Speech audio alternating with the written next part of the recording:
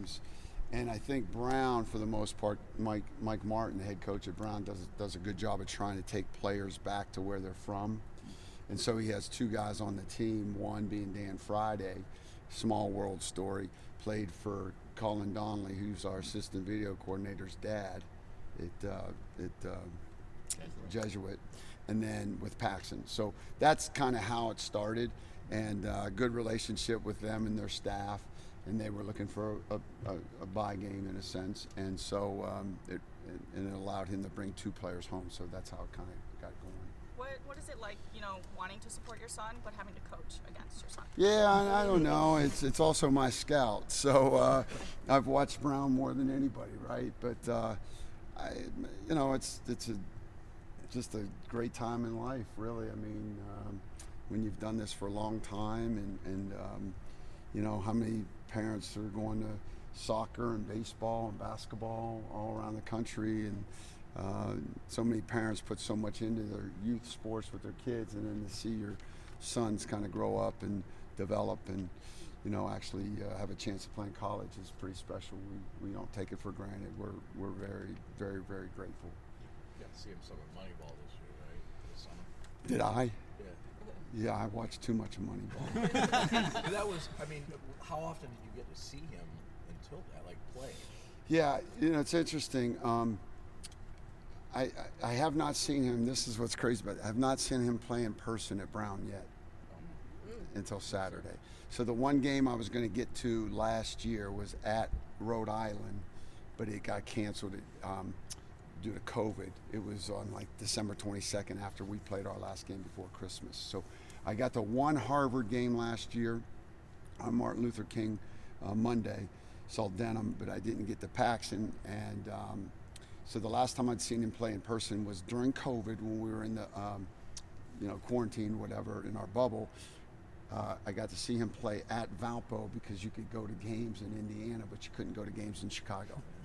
What is it like doing scout for this game and on him? Izzo mentioned it. You brought it up. Well, it's really weird. We just went over personnel and all the plays and stuff, and the odd thing is all the players know him. So I don't refer to him as Wojcik. I refer to him as Paxson. So it's kind of cool, and he's friends with all those guys. I mean, my two boys are really fortunate being in the Ivy that we get them home in the summer. Mm-hmm. They don't have summer basketball or training like we do, so they train with us. So they're in the weight room every morning, and I think our players and Paxson would consider those guys friends, and they would consider Paxson a friend. I know you can't watch them in person, but those Harvard-Brown games last year, how nerve-wracking were those for you to kind of track and Well, I think it's harder when you're in person. So my wife goes out about every 2 weeks. So the cool thing in the Ivy League is they play Fridays and Saturdays once they get in the Ivy League play. Mm-hmm. So by train, Providence is just about 30 minutes from Cambridge, from Harvard.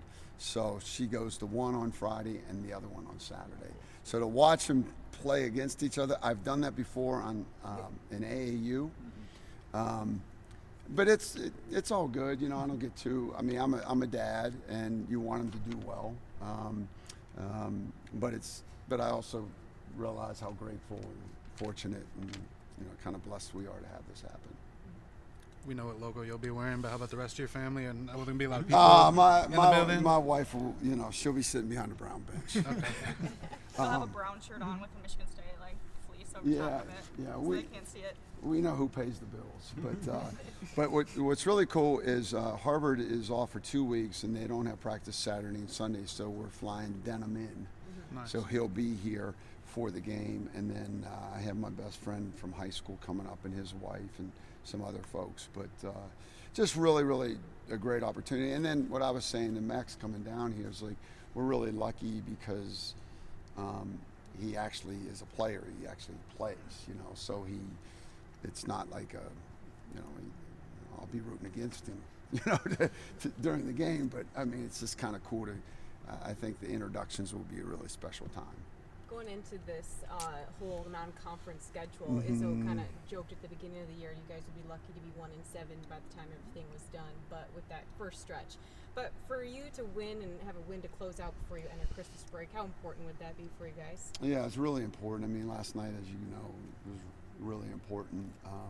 There's a lot of ways to look at it. I don't know what coach has said to you in his private conversation or in his conversations, but to come out of Portland, we were really excited to be 2-1. I mean, you're talking about playing a good Portland team on their home floor, and then just kind of hit a wall a little bit, and then you realize the impact of 2 of your best 6 players being out. So for us to win tomorrow, kind of get ourselves back at home, and knowing that we're in finals and then we're going to be home for a month, really is helpful for us, especially with trying to get Malik back, get his timing back, and get him in shape and things like that.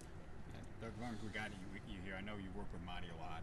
Yeah. What would you like to see him kind of break out there at the beginning of the year? And did life get tougher then when you maybe move up the scouting report a little bit? It's funny. I think Marty's like an unbelievably innocent, humble person. And so I don't think he's ever lost that, but I just think when you play as well as you did in the Gonzaga game, and you've had that kind of impact, and then the Kentucky game, well, every game is different, and coach has probably talked to you guys because he said it to us, just how many different types of games we've played already, like different styles, playing small. I mean, last night we go the last 6.5 minutes of the game playing small because we had to. So for Marty, it's not always going to be able to, we're not always going to be able to screen and roll to the rim and throw it up and have him dunk. So I think it's him understanding that it's different every night, right? And even for him last night, within one night, it was different from one half to the second half. So I think he's growing into that. And I said this, relative to our team, those 9 games that Marty got, he learned a lot. Those 9 games Jaden Akins didn't get. Even though Jaden played more last year, he hasn't played the minutes that he's playing now. So we need him to get that same kind of experience that Marty's gotten, learn from it, and then kind of go from there. But understand that no 2 games are alike. Doug, I'm wondering, when you're putting together that scouting report, and it comes up time for your own son. I mean, you're a coach, so you've always sort of been critical, maybe. You've been able to break him. I'm just wondering what that process is like, where you got to be honest for your guys, but maybe it's like, man, this is my own son. You know what I'm saying? That push-pull a little bit. Yeah, I think, I do think this. I mean, life is about experiences and stuff, and I think that I'm a better coach having 2 kids who've progressed to this level. So when I watch him, when I study him, I kind of marvel that he's become what he's become in a way. Because do you expect it as a dad? You never know if that's really going to happen, right? I mean, there's just so many players out there. There's so many kids. So I am impressed with my son as far as what he's done. But at the same time, I'm critical. He could have done this or could have done that, but I'm at a distance, right? So I don't see him every day, so I have to kind of respect his space. He's 22 years old, and just sort of kind of guide him and pick and choose my battles a little bit. Did you find yourself watching more than scouting? When I watch the games, I watch. But now that I've gotten into the scouting portion of it, I see all the little things he does. He's a very good screener. He's a very good passer. Leads them in assists, at the top with steals. So there's the little things about the game. It's not just the scoring the points, but I think he's a good leader. I've always taught the boys to be good leaders. Can you raise people up? And I think he's done a good job with that. What about for Brown overall? What challenges?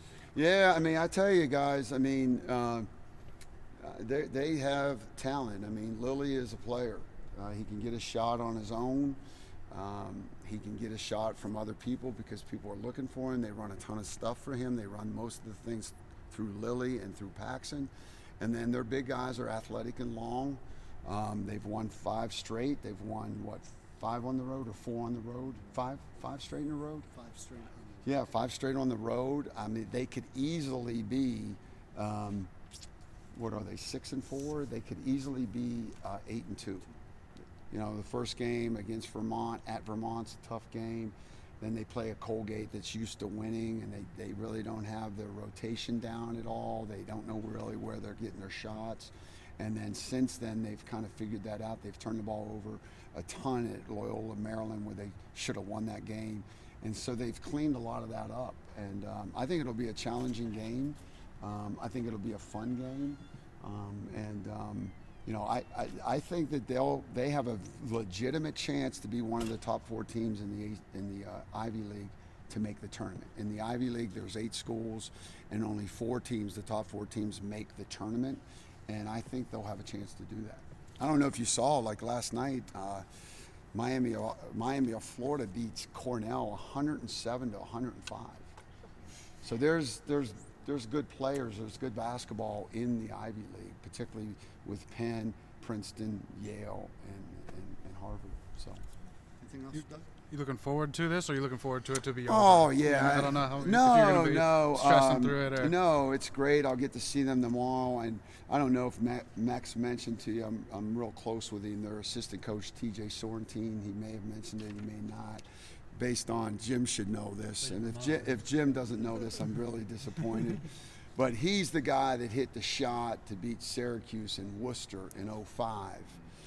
That allowed us to play Vermont in the second round, which allowed us to advance to Austin to beat Duke and Kentucky in the same weekend.